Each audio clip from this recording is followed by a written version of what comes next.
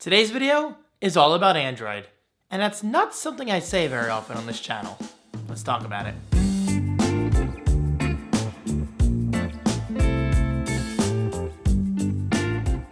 Hello guys, how are you? My name is David my name is David Franco from daviddufran.co. Did I just call myself a website? I did. And you know what?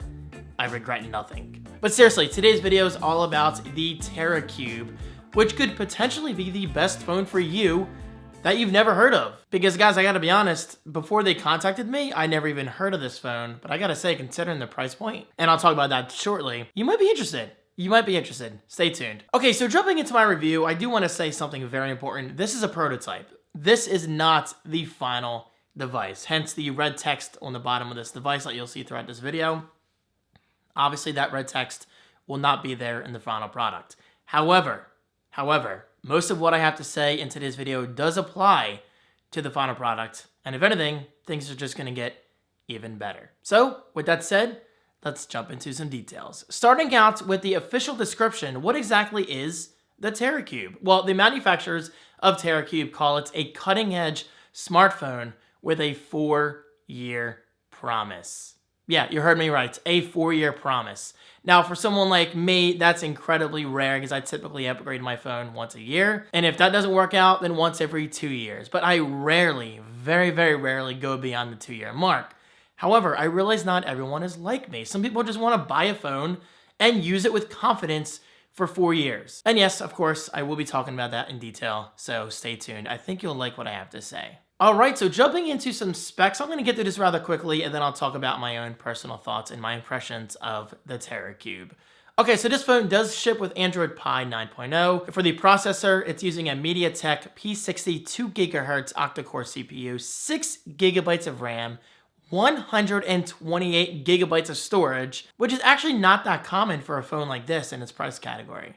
I'll talk about that in a bit. We've got a whopping 6.2-inch IPS display with a resolution of 1080 by 2280, which is indeed protected by Gorilla Glass. Not only that, but the phone is protected by a metal alloy frame, which means you will get to the ultimate strength and durability, which I guess plays in line with the 4-year promise. Of course, we do have NFC support, USB-C charging with a 3400 milliamp hour battery, which does give you all-day battery life. And of course, the phone does include a 5-volt quick charger. It also comes with headphones, which are okay. I'll talk about that more in a moment. The phone does support LTE bands, which means you are getting full support for networks like AT&T, T-Mobile, Metro PCS, Cricket, and more. And finally, last but not least, the Teracube has a headphones jack and a fingerprint reader. 2 features that my iPhone X does not have. So, there you have it. If headphones are your thing, wired headphones and a fingerprint sensor, this phone might be for you. Alright, so with all that said, let's jump into my own personal thoughts and impressions of what I have felt with this phone so far. Because I'm going to be honest, guys, I don't use Android too often, so every time an Android phone falls into my hands, I'm grateful. Let's start out with design. I'm a huge design snob. I'm not afraid to say that. This phone is beautiful. It's easy to hold. It looks nice. And I gotta say, the smaller notch design coming over from my iPhone X is a very welcome addition. But of course, no phone is perfect. While the notch is smaller, this phone does have a very small chin on the bottom of the device. So yeah, that was a minor disappointment to find immediately opening the box. But guys, honestly, the chin never once got in the way. So let's talk about security. Security obviously is extremely important. I mean, I think it's more important than ever nowadays. And while with the Teracube, you have a variety of options of unlocking your device. Starting out with the typical fingerprint sensor, which can be found on lots of devices nowadays. Not necessarily the iPhone, but hey, Android, you got that option. You also have face scanning. You can unlock your phone using the pattern, which I've always enjoyed using on Android. You have a PIN, and of course, if you want to do a secure password, you can. Okay, so going back to the earbuds real quick. First of all, I gotta say, the fact that earbuds are included with this phone is awesome. And I say that for a reason, because, well, let's face it, not all devices nowadays come with headphones. So the fact that you do get earbuds right out of the box, that's pretty cool. Now, unfortunately, the audio quality is very I just wasn't impressed. The audio is very muddy, a little too bassy. Trebles are way too low. But hey, you're getting free earbuds in a box. Obviously, you're not buying this phone for the included earbuds. If anything, they're a nice backup bonus. And speaking of audio, you only get one speaker in terms of output on the side, which actually sounded okay, but I definitely would have liked stereo audio. However, you gotta keep in mind, there are gonna be a few features missing from the overall package because of the very low price point. Okay, so let's talk cameras. I mean, people love cameras on their phones. I mean, who doesn't like a good camera? And guys, honestly, I think a lot of people buy a phone primarily because of the cameras. The Teracube features dual cameras on the back and one camera on the front. The dual cameras on the back are 12 megapixel and 5 megapixel in resolution, meaning that one actually captures the depth of objects while the other captures colors and details.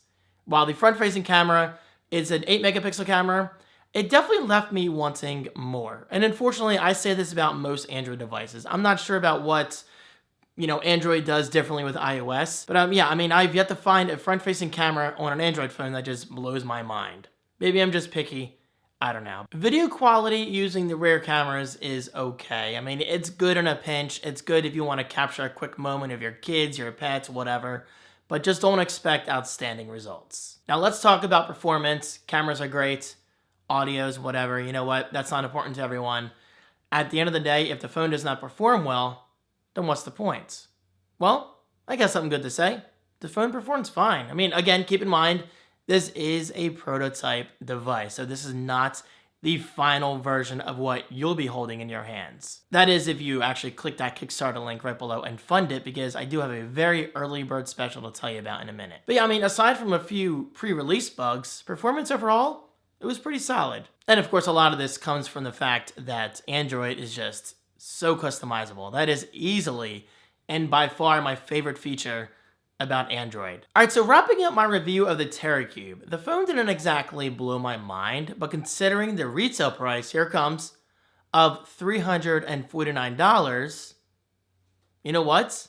This phone is great for a lot of people. It's great for those people who want the 4-year promise. Now, what does this mean exactly? According to Teracube, the 4-year promise includes a 4-year hassle-free warranty, which covers parts, labor, free shipping, in addition to express replacements and accidental coverage. And finally, last but certainly not least, I do have a special announcement. If you are one of the first 100 people to support Teracube on Kickstarter, you can get the phone for a steep discount of just $175. Again, for the first 100 people who claim it. The link is right below. So guys, I just want to give one final shout out to Teracube for sending this my way. I really appreciate it.